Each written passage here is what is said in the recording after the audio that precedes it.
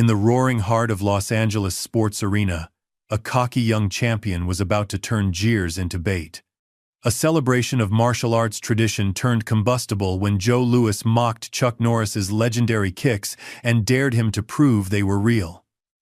Chuck Norris wasn't your typical Hollywood star. For years, he was a six-time world karate champion, known for his precision roundhouse kick that humbled opponents long before it became a cinematic trademark. When Joe Louis taunted and challenged him in front of thousands, he had no idea he was inviting a masterclass. Chuck's calm acceptance and surgical counter would trigger a collision between arrogance and discipline that electrified the arena. What began as showboating bravado would become a public lesson in humility. The martial arts world and every spectator in that stadium would never be the same after Chuck Norris unleashed one perfect spin kick. Before we jump back in, tell us where you're tuning in from, and if this story touches you, make sure you're subscribed, because tomorrow I've saved something extra special for you. The Los Angeles sports arena crackled with electric anticipation on this sweltering July night in 1985. Neon lights slashed through artificial fog, casting an otherworldly glow across the packed house. Every seat was filled shoulder to shoulder, the crowd a living, breathing entity of its own. Men with mullets and women with teased hair pressed against the barriers, their faces painted with expectation. The smell of popcorn, beer, and the faint tang of sweat hung in the air. This was the West Coast Martial Arts Championship, the most prestigious tournament in America, where reputations were forged and legacies were destroyed in the blink of an eye. At the center of it all stood the eight-sided cage, bathed in spotlight, waiting like an altar for its sacrifices. Metal barriers separated the combatants from the fans, but nothing could contain the raw energy surging through the building. Banners plastered the walls, Budweiser, Coca-Cola, and promotional posters for upcoming action films. This was the golden age of martial arts in America, when fighters could become celebrities overnight, and movie stars were expected to actually know how to fight. Ladies and gentlemen, the announcer's voice boomed through speakers, cutting through the din. Welcome to the championship finals. The crowd roared in response, thousands of voices merging into a wall of sound. In the front row, barely visible among the VIPs and industry executives, sat Chuck Norris. Unlike the flashy celebrities around him, he wore a simple black jacket over a crisp white shirt, his auburn beard neatly trimmed. No entourage surrounded him, no photographers hovered nearby. He sat with the quiet confidence of a man who had nothing to prove, his eyes fixed on the cage with laser focus. To the casual observer, he might have been just another spectator. But those who knew fighting recognized the six-time world karate champion, the man whose legendary roundhouse kick had become his Hollywood signature.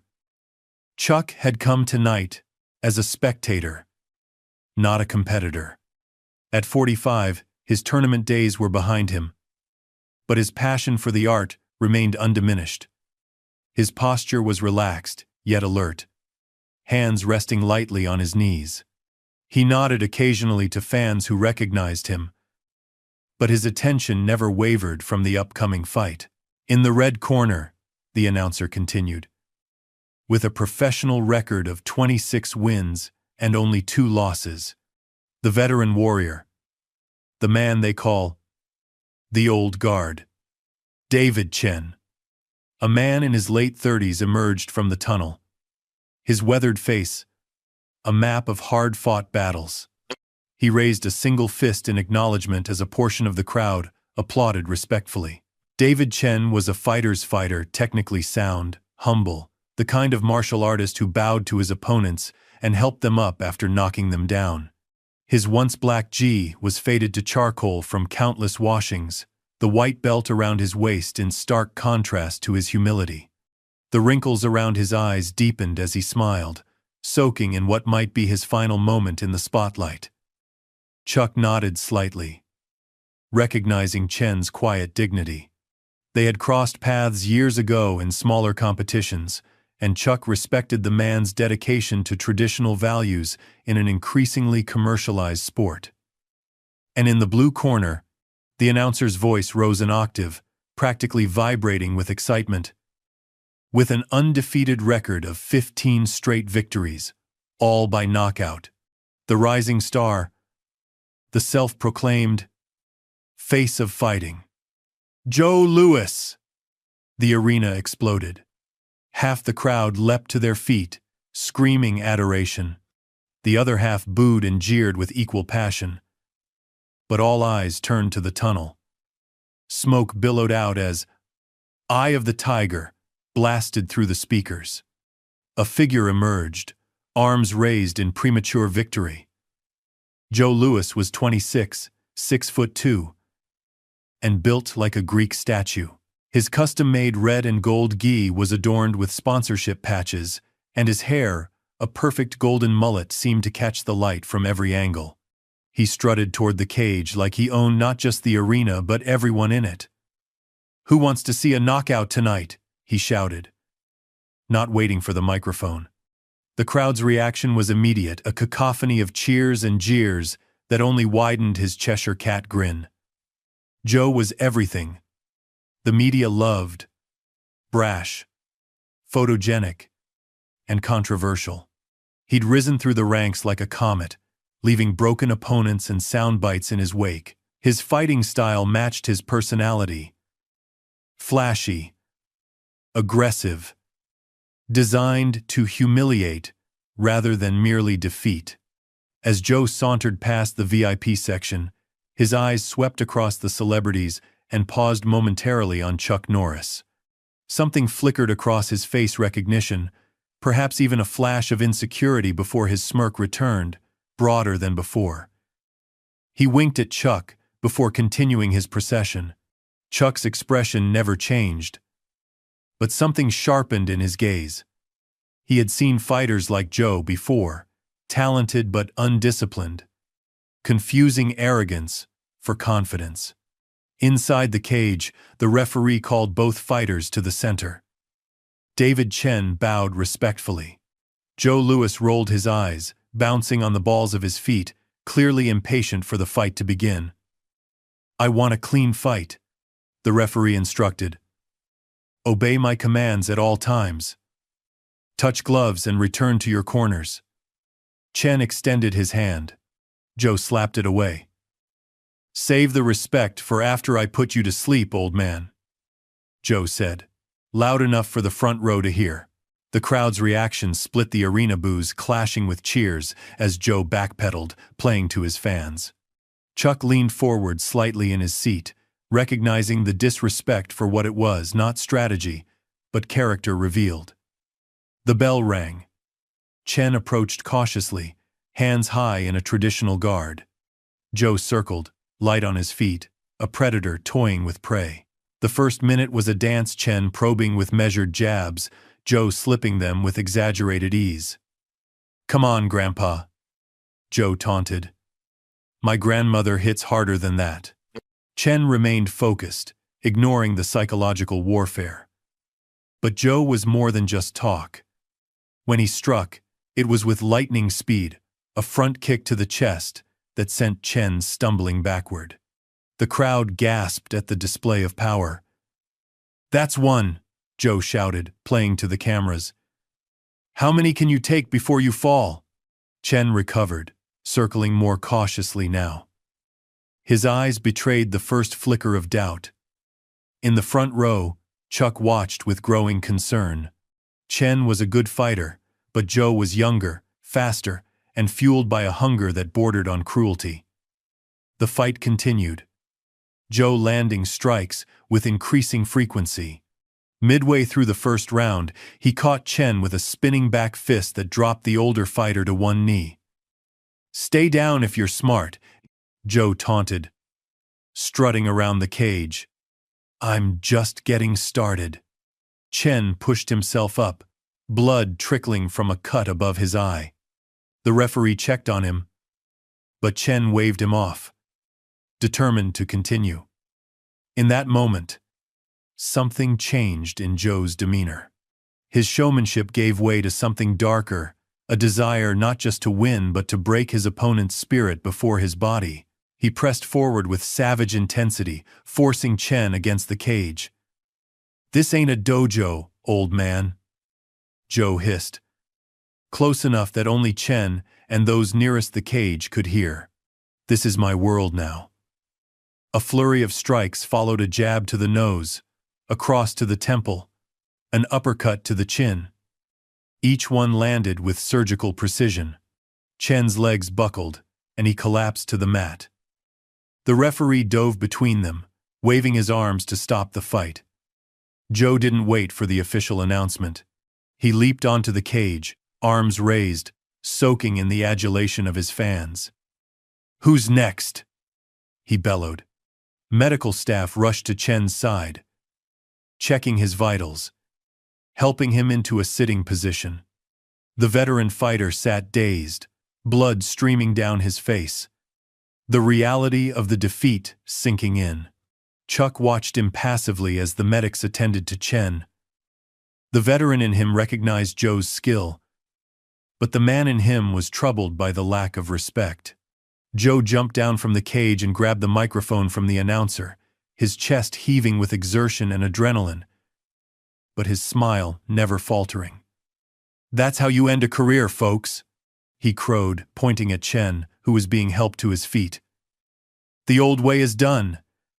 This is fighting for the new generation."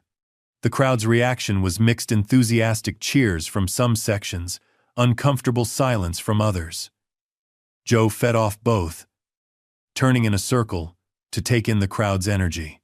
Then his eyes landed on Chuck Norris again. Something calculated flickered across his face. The smirk widened as he saw an opportunity too tempting to resist.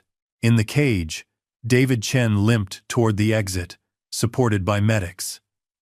Joe Louis circled the perimeter, a king surveying his domain, unaware that the true test of his character was about to begin. Joe Louis paced the cage like a caged tiger, sweat glistening on his chest, victory pumping through his veins. The overhead lights caught the golden sheen of his hair as he spun to face the crowd once more.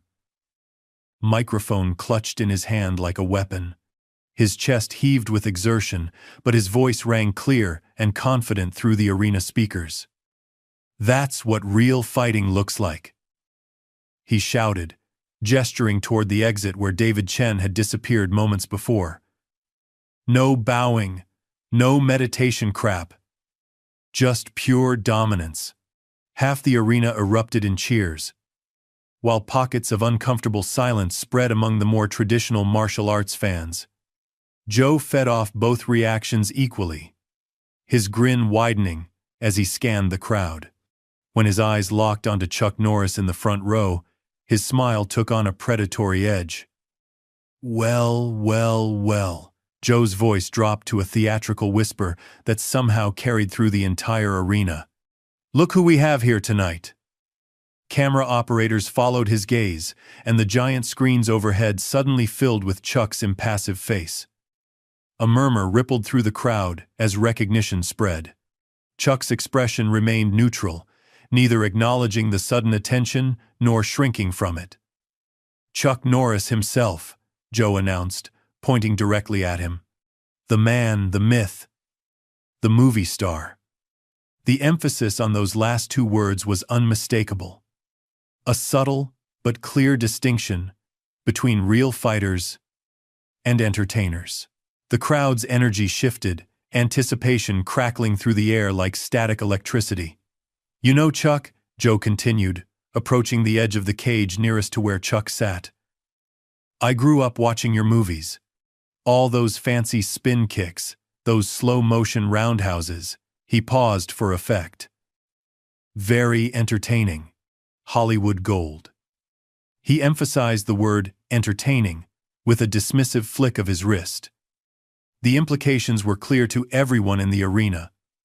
Entertainment, not fighting. Fantasy, not reality. "But I've always wondered," Joe's voice dropped an octave, becoming more intimate, as if sharing a secret with thousands. How much of that is movie magic? How much is just good editing and camera tricks? Gasps rippled through the crowd. To question Chuck Norris's legitimacy was audacious, even for someone as brash as Joe Louis. Chuck remained perfectly still, his gaze steady, but something shifted in his eyes, a barely perceptible narrowing that only those who knew him well would recognize as displeasure. Because in here, Joe slapped the cage wall for emphasis, there's no second takes, no stunt doubles, no directors yelling cut when things get too rough. The camera stayed split between Joe's animated face and Chuck's composed one, creating a visual contrast that was lost on no one. Joe was all movement and expression, while Chuck was stillness and control. "What do you say, Chuck?" Joe's voice rose again, playing to the crowd. "Why don't you step in here with me? Show everyone if those kicks of yours work against someone who hits back for real." The arena erupted. Some fans jumped to their feet, phones raised to capture the moment. Others exchanged shocked glances, unable to believe the disrespect being shown to a legend. Suddenly, from different sections of the arena, a chant began to build. "Chuck! Chuck! Chuck!" It started small, just a few voices, then spread like wildfire until hundreds. Then thousands were calling his name. The sound rolled through the arena like thunder, drowning out even the enthusiastic cheers of Joe's supporters. Joe, far from being intimidated by the crowd's response, seemed to revel in it. He raised his arms, encouraging the chant, fueling the spectacle. "Listen to that, folks," he shouted over the noise. "They want to see it. They want to know if the legend is real." In the front row, several people turned to look at Chuck, waiting for his reaction. The martial arts icon hadn't moved. He sat exactly as before, hands resting lightly on his knees, gaze fixed on Joe. There was no anger in his expression, no indignation, just assessment, as if he were studying a curious but ultimately insignificant phenomenon. "What's the matter, Chuck?" Joe pressed, bouncing lightly on his feet. "Afraid your spin kick might not look so good without special effects? Or maybe you're worried about what happens when you're not fighting stuntmen who are paid to make you look good." Another wave of gasps swept through the crowd. Even some of Joe's fans seemed uncomfortable with the escalating disrespect. "Seems to me," Joe continued, warming to his theme, "there's a big difference between being a fighter and playing one on TV. But hey, I get it. The cameras are rolling. You've got a reputation to protect. Safer to stay in your seat." Throughout the arena, the tension was palpable. Fans held their breath. Commentators frantically tried to describe the unprecedented scene unfolding before them. Security personnel exchanged uncertain glances, unsure how to handle the situation. In the silence that followed Joe's challenge, the spotlight remained on Chuck. The chants had quieted as everyone waited for his response. Would he ignore the bait? Respond verbally? Or would he Chuck moved? The motion was so subtle that many missed it at first. He uncrossed his legs and shifted his weight forward slightly. Nothing dramatic, nothing rushed, but in that small adjustment, everything changed. The atmosphere in the arena transformed, as if the air itself had become charged with possibility. Joe noticed it too. For just an instant, a flicker of uncertainty crossed his face. He had thrown down the gauntlet expecting to be ignored, giving him the narrative victory either way. But now, as Chuck's posture shifted, Joe realized he might have miscalculated. Telling and preparing this story took us a lot of time, so if you are enjoying it, subscribe to our channel. It means a lot to us. Now, back to the story. "Oh!" Joe recovered quickly, grinning wider. "Is the movie star actually considering it? Are we about to see if those famous kicks work in real life?" The chants resumed, louder than before. "Chuck! Chuck! Chuck!" The cameramen zoomed in closer on Chuck's face, as he finally broke his silence, not with words, but with the smallest of smiles. Not a smile of amusement or entertainment, but the knowing expression of a predator who has just spotted prey that doesn't yet realize it's being hunted. In that moment, the contrast between the two men couldn't have been more stark.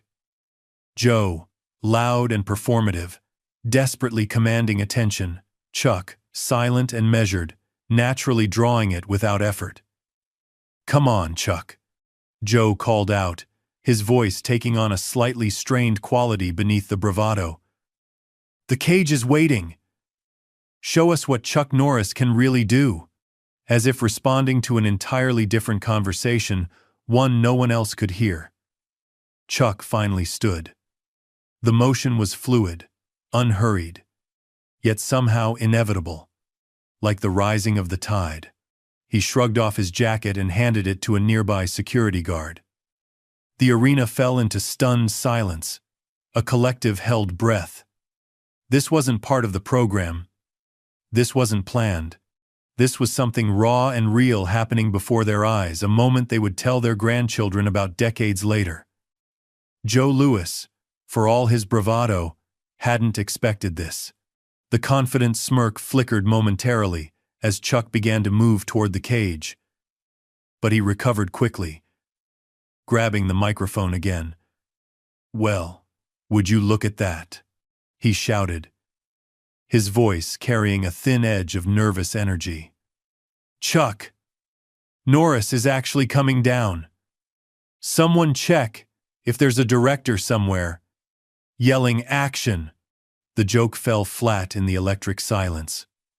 All eyes were on Chuck as he moved with fluid grace toward the cage steps. No rushing, no hesitation, just the measured pace of a man who knew exactly what he was doing. In the announcer's booth, frantic discussions were taking place. This wasn't scheduled. There were insurance considerations, regulations, but no one dared step in front of Chuck Norris as he approached the cage door. Joe bounced on his feet, playing to his fans, trying to maintain the illusion of control. "Let's hear it for Chuck Norris, everyone. The man's got guts. I'll give him that." But the energy had shifted. The crowd sensed it. The commentators felt it. Even the cameramen, trained to remain detached, couldn't help but get caught up in the moment.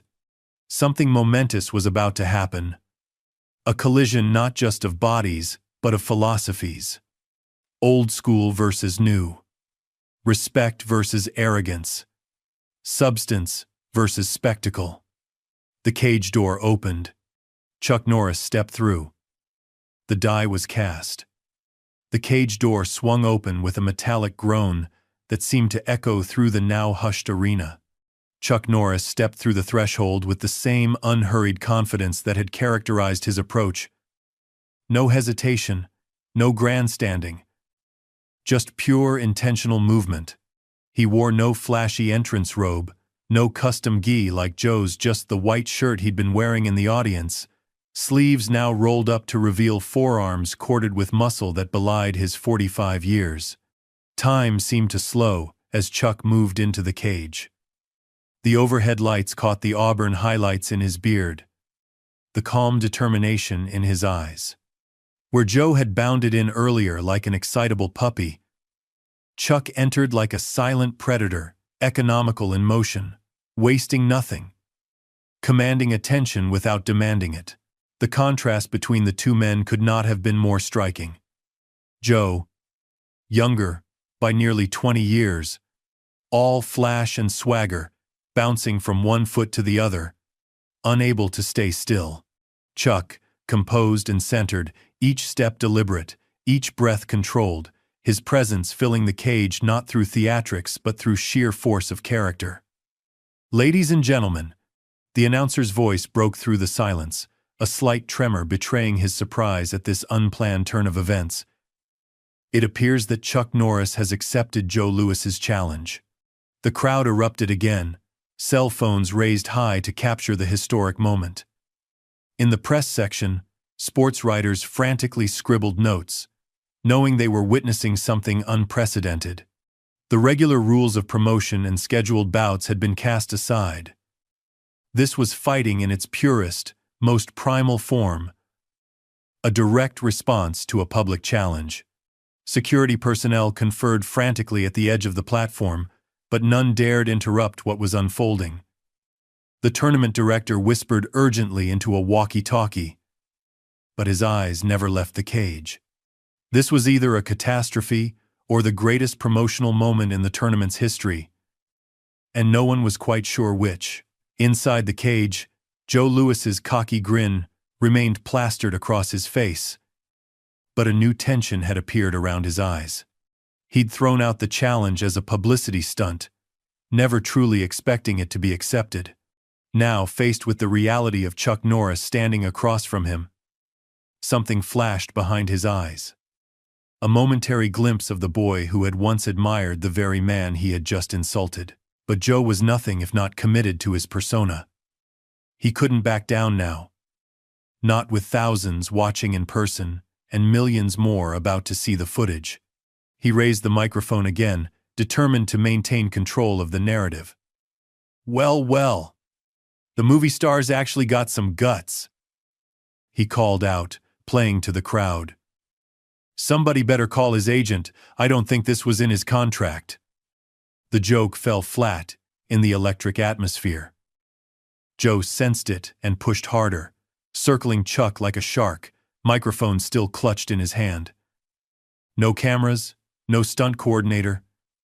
You sure you're in the right place, Chuck?" His voice carried a forced lightness that didn't quite mask the nervous energy underneath. "This isn't a movie set.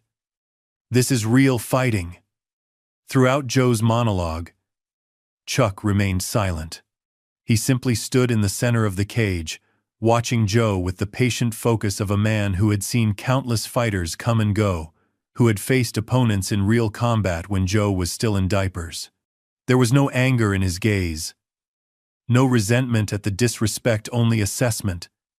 The calculating look of a master, taking the measure of a student who had yet to learn the most important lessons. The referee, sensing the unprecedented nature of the moment, approached cautiously. "Mr. Norris," he began, his voice low. "This isn't an official bout. There are regulations, insurance considerations." Chuck acknowledged him with the slightest nod, but said nothing. His silence seemed to speak volumes. This was between him and Joe now, beyond the realm of regulations and paperwork. Joe tossed the microphone to a cornerman and began a more exaggerated warm-up routine, throwing flashy combinations at the air, each punch and kick more theatrical than practical. It was a performance meant to intimidate, to showcase his speed and power. "Hope you stretched before coming in here, Chuck," Joe called out, launching into a spinning hook kick that whistled through the air. "Would hate for you to pull something trying to keep up with me." Chuck didn't respond to the taunt. Instead, he simply raised his hands into a classic guard position. Nothing flashy, nothing dramatic. Just the fundamentally sound stance that had served him through 6 world championships. He took a single step forward, closing the distance between them with deliberate intent. The arena fell silent again as Chuck finally spoke, his voice low but carrying clearly in the hush. "Let's go." Just 2 words, but they landed with more impact than Joe's entire monologue. This wasn't about talk anymore. This wasn't about cameras or crowds or reputation. This was about what happened when the talking stopped and the fighting began. Joe's smile faltered for a split second before returning, broader and more forced than before. He rolled his shoulders and cracked his neck, a final display of casual confidence. "Your funeral, old man," he muttered, just loud enough for Chuck to hear. They began to circle each other, 2 predators sizing each other up. Joe continued his performance, playing to the crowd with exaggerated feints and flashy footwork. Chuck moved with minimal effort, his eyes never leaving Joe's center mass, watching for the subtle tells that would telegraph the younger fighter's intentions. The crowd held its collective breath. Commentators whispered into their microphones, trying to capture the electric tension without breaking the spell. This was no longer entertainment, it was something ancient and primal, a test of not just skill but character. Joe's patience broke first. With a shout meant as much for the crowd as for intimidation, he launched forward with a blistering combination. A jab, cross, and high kick, designed to overwhelm Chuck with speed and aggression. What happened next would be replayed on sports channels for weeks to come. Chuck didn't retreat. He didn't flinch. With the calm precision of a surgeon, he slipped the jab, blocked the cross, and checked the kick with a simple forearm movement that seemed almost effortless. No wasted motion, no panic. Just decades of muscle memory and training, responding with perfect efficiency. Joe's eyes widened in surprise. He hadn't expected to land everything. But neither had he anticipated being so completely neutralized. He recovered quickly, spinning away and resetting. But something had changed. A flicker of doubt had entered his expression, barely noticeable to most but glaring to those who understood fighting. Chuck hadn't countered. He hadn't attacked. He had simply denied Joe the satisfaction of landing the first blow, and in doing so, had established a psychological advantage more powerful than any physical strike. The message was clear. You can't touch me unless I allow it. Joe circled again, his movements now more purposeful, less showmanship.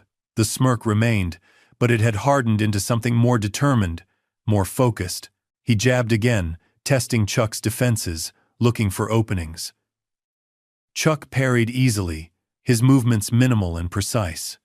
Still, he hadn't thrown a single strike of his own. He was waiting, watching, allowing Joe to exhaust himself both physically and emotionally. "Fight back," Joe growled, frustration beginning to edge into his voice. "Or are you just going to dodge all night?" In response, Chuck simply raised an eyebrow, a gesture so subtle yet so dismissive that it drew an involuntary murmur from the crowd. Without words, he had questioned Joe's worthiness as an opponent, challenged his very understanding of what fighting truly meant. The taunt landed more effectively than any physical blow. Joe's face flushed with anger, his calculated performance giving way to genuine emotion. For the first time, the real Joe Louis was showing through the carefully constructed persona, and he was rattled. "Come on," Joe shouted, launching another flurry of attacks, each one faster and harder than the last. His technique began to suffer as emotion took over, strikes becoming wider, more telegraphed. Chuck weathered the storm with the immovable presence of a mountain facing a strong wind. He blocked, deflected, and evaded, still without countering, still without speaking. His breathing remained measured, his expression calm, his eyes never losing their focus. In the commentator's booth, former fighters watched in awe. "What we're seeing here," whispered one, "is the difference between fighting for show and fighting for real." Joe's trying to win the crowd. Chuck simply focused on Joe. The crowd sensed it too. The Chuck chants had given way to a reverent silence as they witnessed a masterclass in martial arts philosophy played out in real time. This wasn't just about physical technique, it was about mental control, about the discipline that separated true masters from mere fighters. Joe paused, breathing heavily now, frustration evident in every line of his body. Sweat poured down his face, his perfect hair now plastered to his forehead. He had thrown dozens of strikes, each one neutralized with seemingly minimal effort. Worse, Chuck's continued silence and refusal to counterattack felt more demeaning than any insult Joe could have received. "Hit me," Joe demanded, thumping his own chest. "What are you waiting for? Hit me." Chuck tilted his head slightly, studying Joe as one might study a particularly interesting puzzle. Then, with deliberate calm, he shook his head once. The gesture was clear to everyone watching. "You're not ready." Joe's last thread of professional control snapped. With a roar of pure frustration, he charged forward, abandoning technique for raw aggression. This was no longer about winning or showing off. It was about forcing Chuck Norris to acknowledge him, to treat him as an equal worthy of his full attention. It was exactly what Chuck had been waiting for. Joe Louis charged across the cage like a bull seeing red, abandoning all pretense of technique for raw power. His fists flew in wide, looping arcs powerful enough to end the fight if they connected, but telegraphed from a mile away to a fighter of Chuck's caliber. The crowd gasped at the sudden explosion of aggression, the sheer animal ferocity of Joe's attack. "I'll make you fight back," Joe snarled, punctuating each word with another wild swing. Chuck remained centered in the storm, his movements economical and precise. He slipped the first punch by mere millimeters, the air from Joe's fist brushing his beard. The second, he redirected with a subtle parry, using Joe's own momentum to guide the strike away from its target. The third, a haymaker aimed at his temple, he ducked under with the fluid grace of a man half his age. Joe's frustration mounted with each failed attack. His carefully crafted image was unraveling with every second that passed, without landing a clean hit. Sweat flew from his hair as he pivoted, launching a spinning back fist meant to catch Chuck by surprise. But Chuck wasn't there. With timing honed through decades of practice, he had anticipated the move and shifted position, not retreating, but sliding to an angle that rendered Joe's attack harmless while positioning himself perfectly for a counter. Still, the counter didn't come. In the front row, David Chen, his face still showing the marks of his earlier defeat, watched with growing understanding. Next to him, a young fighter leaned over. "Why doesn't Norris hit back? He's had a dozen openings." Chen smiled slightly, wincing as the motion pulled at his split lip. "He's teaching, not fighting." Inside the cage, Joe reset his stance, his chest heaving with exertion and frustration. The cocky grin that had been his trademark was gone, replaced by a grimace of determination. Something was happening that he'd never experienced before. His psychological weapons had failed. His physical attributes were being neutralized. And for the first time in his career, he was facing an opponent who seemed to be controlling the fight without even striking. "What's the matter, old man?"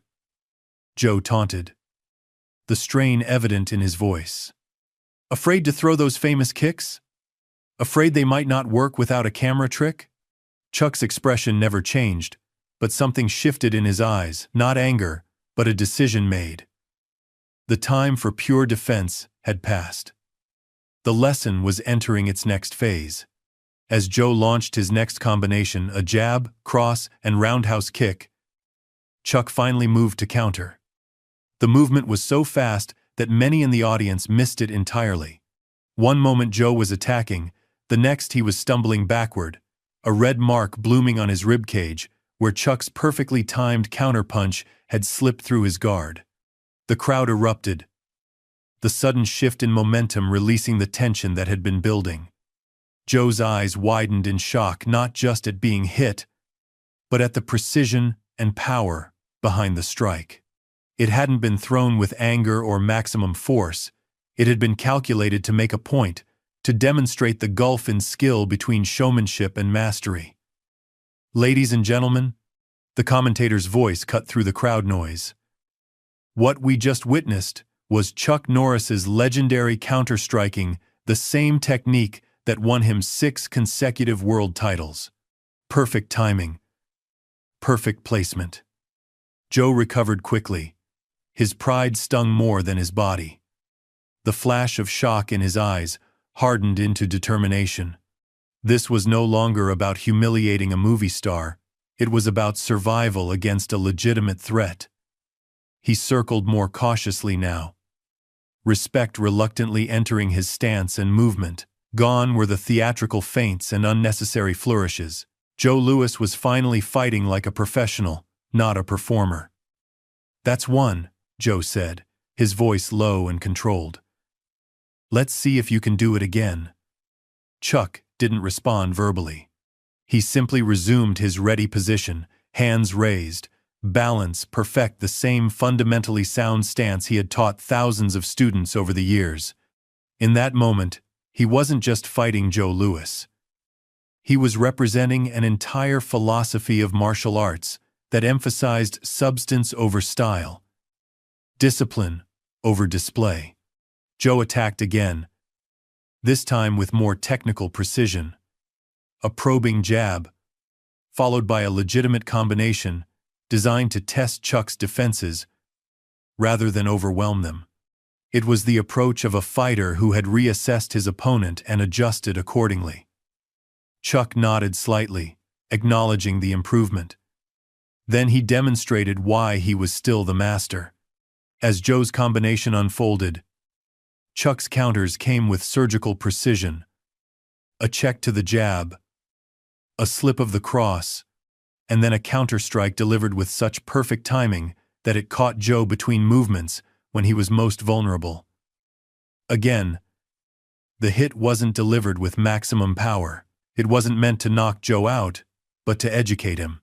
Each strike was a sentence in a larger lesson about respecting the art, about understanding the difference between fighting for applause and fighting with purpose. Joe staggered slightly, genuinely surprised by the speed and accuracy of the counter. For a man who had built his career on being the faster, more dynamic fighter, it was a humbling moment to be beaten to the punch by someone nearly 20 years his senior. In the commentator's booth, the analysts were beside themselves. What we're seeing here is exactly why Chuck Norris was considered the greatest counter-striker in karate history. One explained. It's not about age or strength, it's about timing, about seeing opportunities that other fighters miss. The other commentator nodded. And notice what he's doing. He's not trying to hurt Louis. He's systematically dismantling his technique, exposing the flaws in his approach. This isn't a fight, it's a master class. In the cage, Joe wiped sweat from his brow, reassessing his strategy. The confident smirk was completely gone now, replaced by the intense concentration of an athlete who suddenly realized he was outmatched, but refused to concede. Lucky counter? Joe muttered, more to himself than to Chuck. Chuck's only response was to slightly adjust his stance, preparing for the next exchange. His breathing remained measured, his focus unwavering. Where Joe was showing the physical and emotional strain of the unexpected challenge, Chuck looked as if he could continue this demonstration indefinitely. Joe attacked again, and again Chuck countered, each time with different techniques, each time targeting different openings, each time demonstrating another aspect of fighting that Joe's flashy style had neglected. A check to the leg here, a counter to the body there. A subtle off-balancing that left Joe momentarily vulnerable. None of the strikes were delivered with knockout power, but their cumulative effect was devastating, not just physically, but psychologically. Joe was being taken apart, not by strength or speed, but by skill and experience, by a deeper understanding of the very art he had claimed to represent. The crowd sensed the shift in momentum. The Chuck chants resumed, growing louder with each successful counter. Even some of Joe's dedicated fans were now watching in awe as a legend demonstrated why he had earned his reputation long before Hollywood came calling. In a desperate attempt to regain control, Joe resorted to his specialty, the spinning heel kick that had become his signature, the move that had ended many of his previous fights. He launched into it with everything he had, his body twisting in a perfect arc, leg extended like a scythe, meant to separate Chuck's consciousness from his body. It was beautiful, technical, and powerful, a kick that would have ended the fight against almost any other opponent. Almost. Chuck saw it coming. Not just the kick itself, but the desperation behind it. In that split second, as Joe's body rotated and his leg rose, Chuck made a decision. This wasn't just about countering anymore. It was about teaching a final, unforgettable lesson about the difference between flashy technique and functional mastery. As Joe's kick approached its target, Chuck did the unthinkable. He stepped into the attack rather than away from it. With timing that bordered on precognitive, he slipped inside the arc of Joe's kick, rendering its power useless. In the same fluid motion, he delivered a perfectly placed strike to Joe's supporting leg, compromising his balance at the most vulnerable moment of his technique. Joe's eyes widened in shock as he felt his center of gravity shift unexpectedly.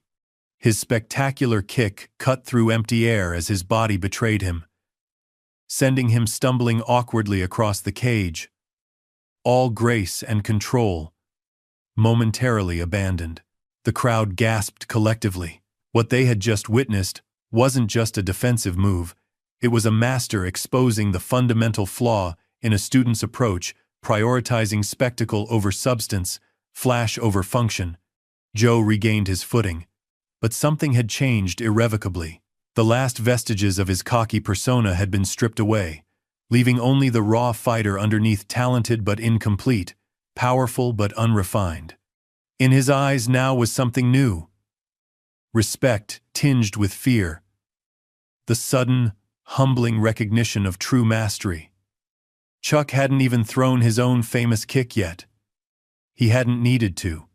The lesson was being delivered through pure technique, through the kind of fighting knowledge that couldn't be acquired through shortcuts or natural talent alone, but only through decades of dedicated practice and honest self-assessment. This, the veteran commentator whispered into his microphone, is what martial arts is truly about. Not domination, not humiliation, but education, the constant pursuit of improvement, the humble acknowledgement that there is always more to learn. In the cage, Joe was learning that lesson in the most public, most painful way possible, not through physical punishment, but through the systematic deconstruction of everything he thought he knew about fighting. Chuck stood calmly in the center of the cage, waiting for Joe's next move. His expression remained unchanged, neither gloating in his dominance nor dismissive of his opponent's efforts. There was only focus, only presence, only the absolute concentration of a master, fully engaged in his art. The message was clear to everyone watching. This is what a lifetime of disciplined practice looks like. This is the difference between someone who fights for applause and someone who embodies the deeper principles of martial arts.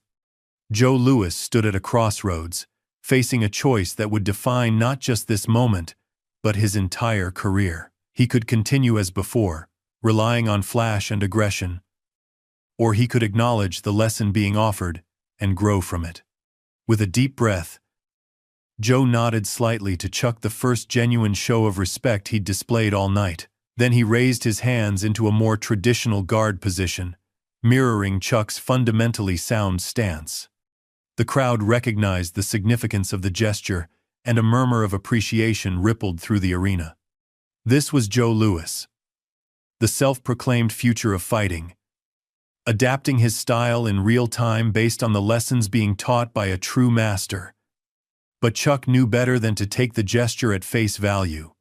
He had seen too many fighters make temporary adjustments under pressure, only to revert to their old habits when the moment passed.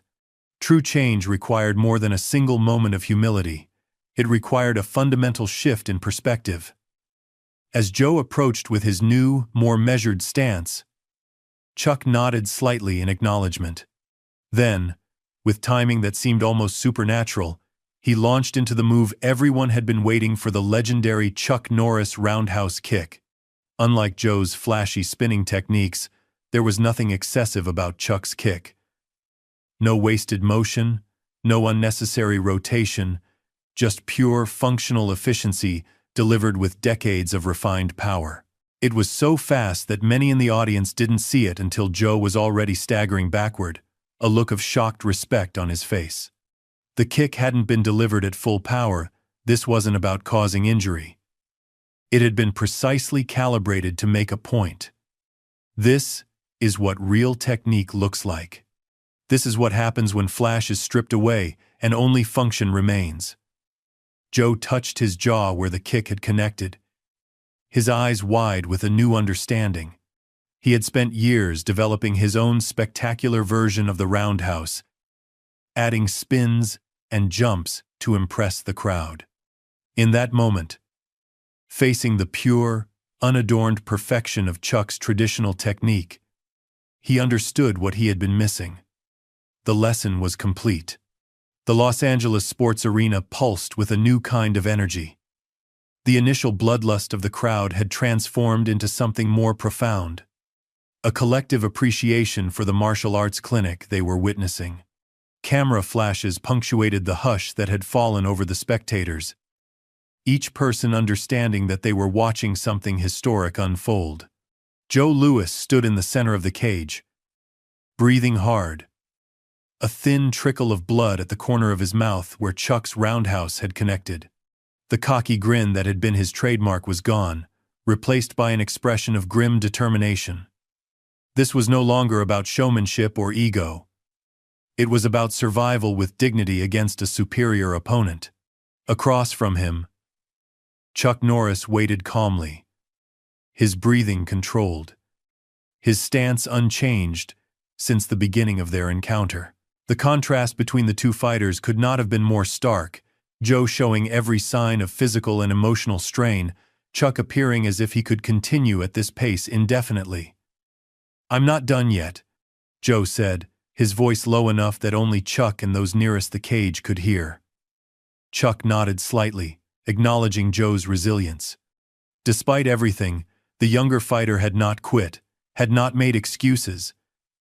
There was genuine talent there. Genuine potential beneath the manufactured persona. Perhaps, Chuck thought, there was hope for Joe Louis after all. But first, there was one more lesson to deliver. Joe reset his stance, abandoning the wide, showy posture he had used throughout his career for something more traditional, more fundamentally sound. It was an admission of sorts, a tacit acknowledgement that his approach had been found wanting. He began to circle cautiously, studying Chuck with new respect, looking for openings with the focused attention of a student rather than the arrogance of a self-proclaimed master. In the commentator's booth, the analysts leaned forward in fascination. "Look at that," one whispered. "Louis has completely changed his approach. He's fighting like a traditional martial artist now, not a showman." "That's the mark of a true fighter," the other replied. "The ability to adapt, to learn even in the middle of combat. Question is it too late?" In the cage, Joe launched a new attack, more measured than before, more technically sound. A probing jab, followed by a clean cross, ending with a textbook leg kick. Each movement was executed with precision rather than flash, focused on effectiveness rather than appearance. Chuck parried the combination with his usual efficiency, but there was a slight nod of acknowledgement the improvement had been noted. He countered with a short, sharp jab that caught Joe on the chest, just enough to create distance and reset the engagement. "Better," Chuck said, breaking his silence for only the second time. "Much better." Something flickered in Joe's eyes. Pride, perhaps, at earning even this small praise from a legend. But there was something else, too. A dawning realization that this was what he had been missing throughout his meteoric rise. Not just technique, but mentorship. Not just victory, but growth. The crowd sensed the shift in dynamic, the subtle transformation from a grudge match into something more meaningful. The Chuck chants had given way to appreciative murmurs as the audience recognized they were witnessing not just a fight, but a transformative moment in a young fighter's journey. Joe attacked again, building on the foundation of his previous attempt. This time, he incorporated elements of Chuck's style, the economy of movement, the perfect balance, the focus on function over form. It wasn't a perfect imitation, but it showed an ability to learn, to adapt, to evolve. Chuck defended smoothly. But this time Joe managed to graze him with a follow-up strike, not enough to do damage, but enough to demonstrate improvement. A ripple of appreciative applause spread through the crowd. This was no longer about seeing a cocky youngster get his comeuppance. It was about witnessing the real-time evolution of a fighter under the ultimate pressure. Joe's confidence grew. Not the manufactured bravado of before, but something more substantial, the quiet self-assurance that comes from honest effort and incremental improvement. He pressed forward with renewed purpose, stringing together combinations that showed genuine technical merit. Chuck continued to defend and counter, but there was a subtle shift in his approach as well. He was no longer simply neutralizing. He was guiding, creating openings that tested Joe's adaptation, challenging him to recognize and exploit opportunities that a less experienced fighter would miss. It was teaching through combat, the oldest, most direct form of martial arts instruction, passed down through generations from master to student. For a brief, transcendent moment, both fighters and audience were elevated beyond the spectacle of sport into something timeless. The pure transmission of knowledge through action, the wordless communication of wisdom earned through decades of dedicated practice. Then Joe made his move. Perhaps it was inevitable, the lure of the spectacular too deeply ingrained to be abandoned completely. Perhaps it was strategic, a calculated risk based on the belief that only something unexpected could penetrate Chuck's perfect defense. Or perhaps it was simply pride, a final attempt to prove that his style had merit after all. Whatever the reason, Joe suddenly launched into his signature technique, the spinning heel kick that had defined his career, the move he had spent countless hours perfecting. But this time, it was different. This time, it incorporated the lessons learned in the heat of combat. The unnecessary flourishes were gone, the showboating eliminated. What remained was the pure, functional core of the technique, executed with genuine technical skill. It was beautiful to behold power and precision in perfect harmony. Joe's body rotating like a top, generating centrifugal force that transferred into his extended leg as it arced toward Chuck's head. In that suspended moment, as Joe's kick sliced through the air, something like respect flickered across Chuck's face. The kid had learned. Not completely, not perfectly. But he had shown the capacity to grow, to integrate new knowledge even under the most challenging circumstances. Then, Chuck moved. What happened next would be debated in martial arts circles for decades to come. Some would claim it was simply superior timing, the product of thousands of hours of practice. Others would insist it was almost supernatural, a demonstration of fighting intuition that transcended normal human capability. As Joe's kick approached its target, Chuck executed the perfect counter, not by retreating or blocking, but by launching his own signature move, the legendary Chuck Norris roundhouse kick, the technique that had won him world championships, the move that had later become his cinematic trademark. The two kicks met in midair, youth versus experience, spectacle versus substance, the future facing the past. There was a moment of perfect symmetry. Both fighters suspended in space, legs extended, bodies rotating. A tableau of martial arts excellence that caused the entire arena to hold its collective breath. Then physics took over. Chuck's timing was milliseconds better, his balance imperceptibly superior, his technique honed by decades of relentless practice. His kick slipped under Joe's, connecting solidly while Joe's whistled harmlessly overhead. The impact wasn't brutal or devastating. Chuck had calibrated his power precisely, but it was decisive. Joe's rotation was interrupted, his balance compromised at the most vulnerable point of his technique. For a heartbeat, he seemed to hang, suspended, defying gravity through sheer determination. Then, he fell. Not dramatically, not violently, but with the quiet finality of a lesson conclusively delivered. He hit the mat with a soft thud that somehow echoed through the silent arena more powerfully than any crash or bang could have. Chuck immediately stepped back, making no move to press his advantage, offering no triumphant gesture to the crowd. He simply returned to his ready stance, waiting to see if the fight would continue. Joe lay on his back for a moment, staring up at the arena lights, the reality of what had just happened sinking in.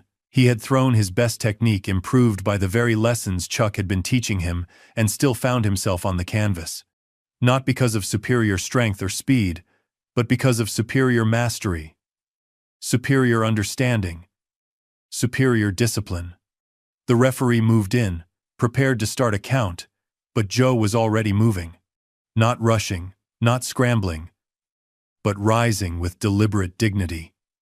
He got to his feet, touched the spot where Chuck's kick had connected, and then did something no one in the arena expected. He bowed. It was a proper bow, formal and respectful, the kind traditional martial artists perform to acknowledge a master. The gesture contained volumes, recognition, respect, gratitude for the lesson taught and received. The arena erupted, not with bloodthirsty cheers or vengeful satisfaction, but with genuine appreciation for what they had witnessed, a moment of transformation, a public acknowledgement of the true spirit of martial arts that transcended winning and losing. Chuck returned the bow, his expression solemn but his eyes conveying something unspoken acknowledgement of Joe's potential. Recognition of his courage, perhaps even a hint of what might be possible if the young fighter continued on this new path. No words were exchanged. None were necessary. Everything that needed to be said had been communicated through action, through the most ancient and direct language of combat. The referee looked from one fighter to the other, uncertain how to proceed in this unprecedented situation. But before he could make a decision, Joe turned and walked toward the cage door, making it clear that the exhibition was over. As he passed Chuck, he paused briefly. "Thank you," he said simply, quietly enough that only Chuck could hear. Chuck nodded once, neither dismissive nor effusive, just the simple acknowledgement of one martial artist to another. Joe continued to the cage door and exited, disappearing down the tunnel that led to the locker rooms. There was no tantrum, no excuses, no attempt to salvage his ego with hollow explanations. He left with more dignity than he had entered, with perhaps the most important victory of the night. In the center of the cage, Chuck remained still for a moment, the eye of the hurricane as the crowd's reactions swirled around him. He had come tonight as a spectator and found himself a reluctant teacher. He had faced disrespect and responded not with anger but with education. He had been challenged to prove his legitimacy and had done so not by destroying his challenger, but by elevating him. Without fanfare, without celebration, Chuck turned and walked to the same exit Joe had used. His expression remained as calm and focused as it had been throughout the encounter, no triumph, no pride, just the quiet satisfaction of a martial artist who had honored his art in the most authentic way possible. As he disappeared from view, the crowd's cheers followed him, transformed from the bloodlust of spectacle into something more profound appreciation for a demonstration of what martial arts, at its core, was truly about. Not winning or losing, not humiliation or domination, but growth, respect, and the never-ending journey toward mastery. The locker room corridor was a stark contrast to the electric atmosphere of the arena, concrete walls, fluorescent lighting, and a silence broken only by the distant echo of the crowd still processing what they had witnessed.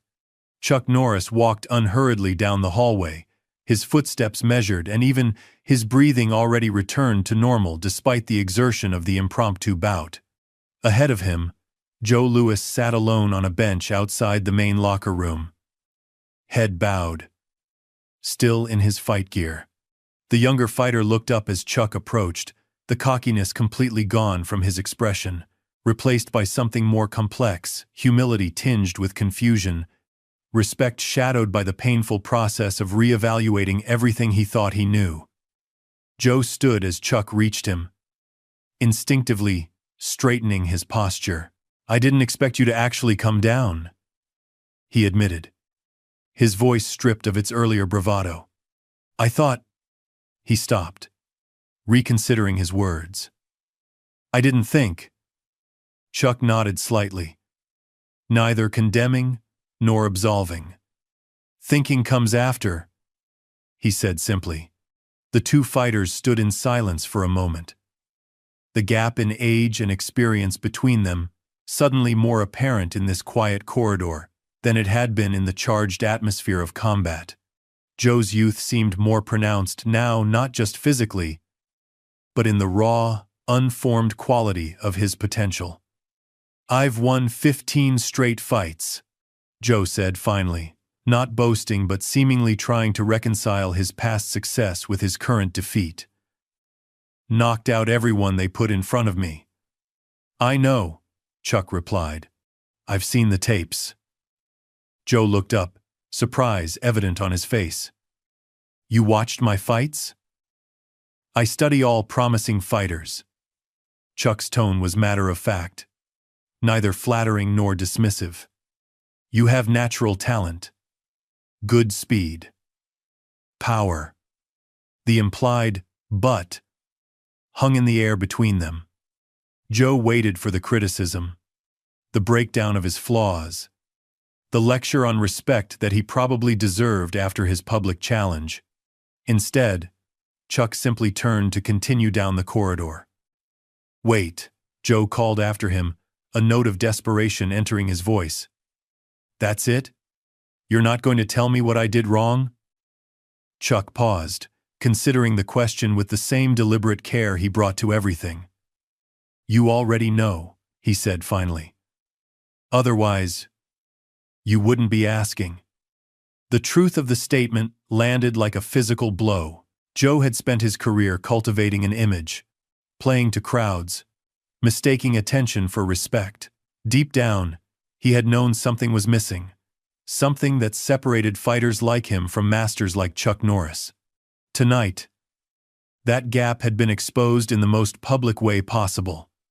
"I want to be better," Joe said quietly, the admission clearly costing him more than any physical pain could have. Not just win, actually be better. Something shifted in Chuck's expression, not quite a smile, but a softening around the eyes, a recognition of the courage it took to speak those words after what had transpired. "That's the first step," he acknowledged. "Maybe the hardest one." Further down the corridor, a door opened. David Chen emerged from the medical room, his face still showing the marks of his earlier defeat by Joe. He stopped when he saw the two fighters, clearly surprised to find them together outside the cage. Joe tensed visibly, shame washing over his features as he faced the man he had humiliated and mocked just hours before. The contrast between his treatment of Chen and Chuck's treatment of him could not have been more stark. Arrogance versus instruction, humiliation versus education.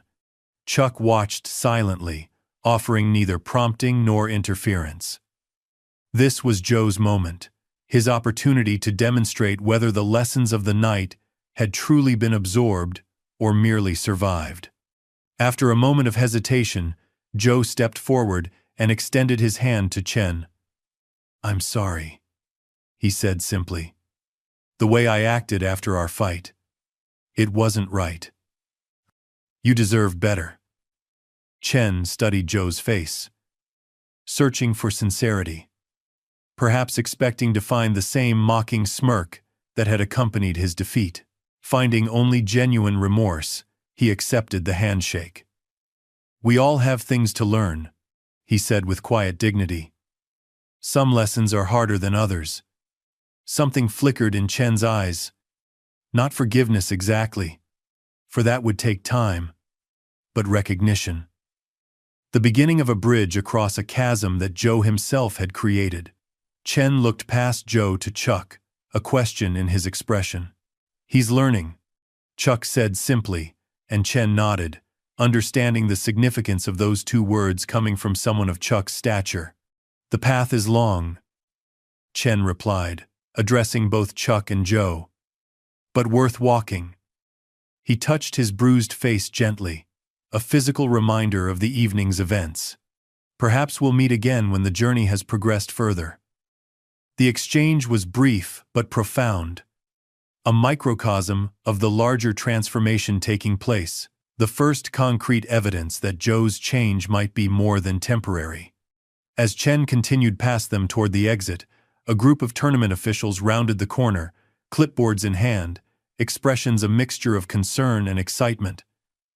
"Mr. Norris," the lead official began, slightly breathless. "The network wants to know if you'd consider a post-fight interview. What happened out there is already going viral. Well, it would be going viral if social media existed." He corrected himself with a nervous laugh. "The phones haven't stopped ringing.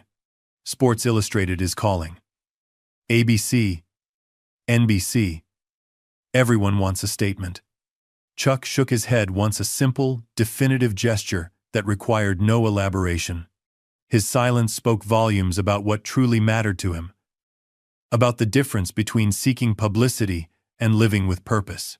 The official glanced at Joe, clearly hoping for a more media-friendly response from the younger fighter. But Joe remained quiet, still processing the exchange with Chen and the larger lessons of the evening. "At least consider a joint appearance," the official pressed. "This could be huge for both your careers. For the sport itself. People are calling it the most significant martial arts moment since Bruce Lee." "No," Chuck said, his voice firm, but not unkind. "What happened in there wasn't for cameras. It was between fighters." The official seemed about to argue further. But something in Chuck's demeanor, the quiet authority that required no validation from external sources, made him reconsider. With a reluctant nod, he motioned to his colleagues, and they retreated back down the corridor, already discussing alternative angles for the post-event coverage. Joe watched them go, a thoughtful expression replacing his earlier shame. 6 months ago, I would have been chasing them down, he admitted, trying to turn it into more publicity, more attention. "And now?" Chuck asked, though his tone suggested he already knew the answer. Joe turned back to him, new resolve in his expression. "I want to train properly," he said. "Not just for show or for winning, but to understand what you showed me tonight. To earn real respect, not just attention." Chuck considered him for a long moment, assessing not just his words, but the intent behind them. Finally, he reached into his pocket and pulled out a business card, simple white stock with black lettering, no flashy logo or design. "My dojo in Torrance," he said, offering the card. "Monday morning, 6 a.m. Don't be late." Joe accepted the card with the reverence of someone receiving a rare gift, understanding the opportunity it represented, not just technical instruction, but mentorship from a living legend. "I'll be there," he promised. And for the first time that night, there was no performance in his voice, no calculated effect, just simple, earnest determination. Chuck nodded once, then continued down the corridor toward the exit, his mission for the evening complete. He had come as a spectator and found himself drawn into something more significant, not just a defense of his reputation, but a chance to reshape a talented young fighter who had lost his way in the glare of the spotlight. As the corridor door closed behind Chuck, Joe remained standing, the business card still in his hand, the weight of everything that had transpired settling around him. His carefully constructed persona had been dismantled, his technical flaws exposed, his assumptions about fighting fundamentally challenged. Yet somehow, he felt lighter than he had in years. The exhausting effort of maintaining his cocky image, of constantly proving himself through dominance and disrespect, had been replaced by something more sustainable, the humble recognition of how much he still had to learn, the clear path forward that came with accepting his limitations. From the locker room doorway, a voice interrupted his thoughts. "Guess you're not the hotshot you thought you were, huh?" It was Mike Sullivan, another fighter on the tournament roster, a mid-tier competitor who had always resented Joe's meteoric rise. There was vindictive satisfaction in his tone, the unmistakable pleasure of seeing someone brought low. A month ago, Joe would have responded with a cutting insult, would have used his verbal skills to humiliate Sullivan just as he had used his physical skills to humiliate opponents in the cage. The muscle memory of arrogance twitched within him, the familiar words rising to his lips. Instead, he looked at the business card in his hand, thinking of the example Chuck had set, responding to disrespect not with more disrespect, but with quiet dignity and self-control. "You're right," Joe said simply. "I've got a lot to learn." Sullivan blinked, clearly thrown by the unexpected response. He had been preparing for a confrontation, not a concession. Without Joe's reactivity to feed on, his own aggression seemed suddenly hollow and misplaced. "Whatever," Sullivan muttered, unable to gain satisfaction from a target who refused to behave as expected. He retreated back into the locker room, leaving Joe alone with his thoughts once more. It was a small moment, insignificant compared to the public display in the cage, but in some ways even more meaningful proof that the change had begun to take root, that the lesson wasn't just about fighting technique, but about how to move through the world with greater awareness and self-control. Meanwhile, in the arena, the crowd was still buzzing with excitement, replaying the unprecedented events they had witnessed. Commentators struggled to put the experience into words, to capture the significance of what had transpired between the brash young fighter and the legendary master. "What we saw tonight," the veteran commentator was saying, "transcended sport." It was a perfect encapsulation of what martial arts, at its core, is truly about: the journey from arrogance to humility, from showmanship to substance. His colleague nodded in agreement. Joe Louis came in tonight as the self-proclaimed future of fighting, all flash and bravado. Chuck Norris showed all of us what real mastery looks like. Not just technical skill, but the character and discipline behind it. In the press section, journalists typed frantically, knowing they were documenting a moment that would be referenced for years to come. The headlines were already writing themselves: Norris Schools, Louis in impromptu martial arts clinic. Chuck proves kicks are no movie trick. Arrogance meets mastery. Norris delivers lesson in respect. But perhaps the most significant conversations were taking place in the stands, as fans gathered their belongings and prepared to leave. Parents explained to their children what they had witnessed, not just an exciting confrontation, but a demonstration of values that extended far beyond the cage. "That's why we train," one father told his wide-eyed son. "Not to show off or put others down, but to develop the kind of discipline and control Chuck Norris showed tonight."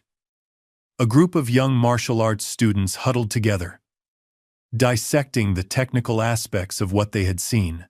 "Did you see how minimal his movements were?" one asked excitedly. "No wasted energy. No unnecessary flash. Just perfect timing and technique. And he never lost his cool," another added. Even when Louis was taunting him, he stayed focused on what mattered. In a different section of the arena, a veteran martial arts instructor sat with his advanced students, using the fresh memory of the encounter as an impromptu teaching opportunity. "What Chuck demonstrated tonight wasn't just physical mastery," he explained, his students hanging on every word. "It was philosophical mastery. The ability to respond rather than react. To teach rather than punish. To elevate rather than humiliate. That's the difference between someone who knows techniques and someone who embodies the art." One of the students, a talented young woman with championship potential, furrowed her brow thoughtfully. But if Lewis was being so disrespectful, didn't he deserve to be humiliated? To be taught a lesson? The instructor smiled. That's exactly the point. Chuck did teach him a lesson, the most powerful one possible. Not by giving him what he deserved, but by giving him what he needed. That's the mark of a true teacher. And ultimately, that's what great martial artists become. Throughout the arena, the impact of the evening was rippling outward, touching everyone who had witnessed it in different ways. For some, it was primarily entertainment, an unexpected drama that had delivered more excitement than the scheduled bouts. For others, particularly those involved in martial arts themselves, it was something closer to a revelation, a rare glimpse of pure mastery in a world increasingly dominated by hype and image. 3 months later, the West Coast Martial Arts Championship returned to Los Angeles.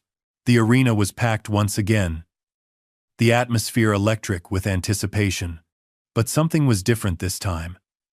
Something in the way the event was presented, in the behavior of the fighters, in the expectations of the crowd. In the locker room area, Joe Lewis prepared for his bout. His hair was shorter now, the flashy mullet replaced by a more practical cut. His custom gi was gone too, exchanged for a traditional white uniform with no sponsorship patches or decorative elements. But the most notable change was in his demeanor, the performative cockiness replaced by quiet focus, the need for attention transformed into the desire for excellence. A knock at the door interrupted his preparation.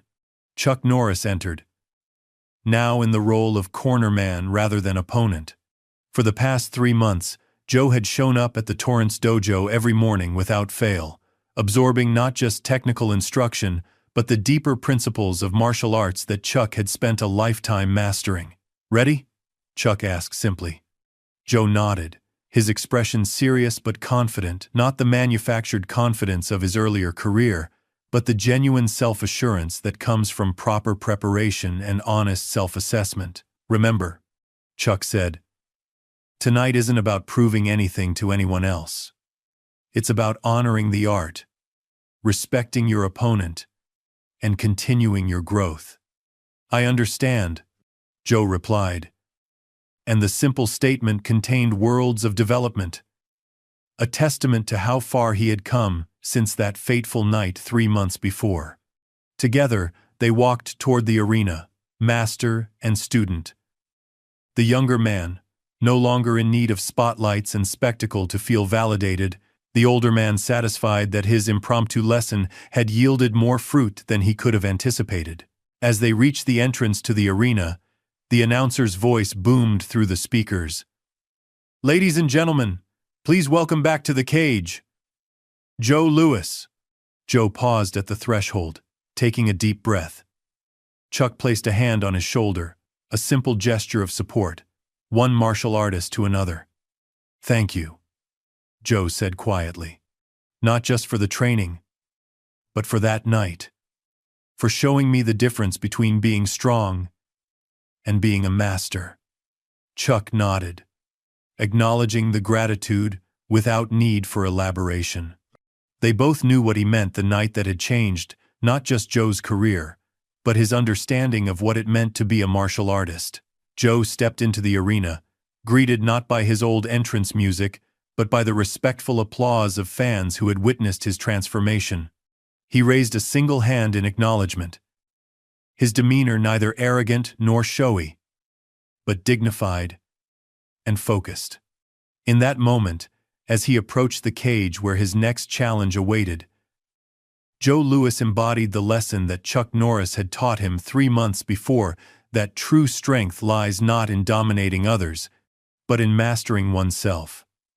That real respect cannot be demanded through intimidation, but must be earned through character and skill. That the loudest voice is rarely the wisest. And that, in martial arts, as in life, substance will always triumph over spectacle in the end. Behind him, Chuck Norris watched with quiet satisfaction. The student was becoming a teacher in his own right, passing on the lessons of respect and discipline to a new generation. The cycle continued. The ancient wisdom of martial arts flowing forward, unchanging in its essence, despite the evolving world around it. And that, perhaps, was the greatest victory of all. Not what happened in the cage that night, but what continued to happen long after the lights had dimmed and the crowd had gone home. The enduring power of respect, discipline, and humility, passed from master to student, from generation to generation, preserving the true heart of martial arts in an age increasingly fixated on image over substance. In the end, it wasn't about who could throw the flashiest kick or talk the biggest game. It was about who could walk the long, difficult path of self-improvement with patience and perseverance. It was about understanding that the journey never ends, that there is always more to learn, and that the greatest opponent any martial artist will ever face is not across the cage, but in the mirror. That was the lesson Chuck Norris taught Joe Louis that night in Los Angeles. That was the true art behind the fighting. That was the silent power of the master. Up next, we have 2 more incredible stories that are waiting for you. Just click the image you want to watch and it will take you there.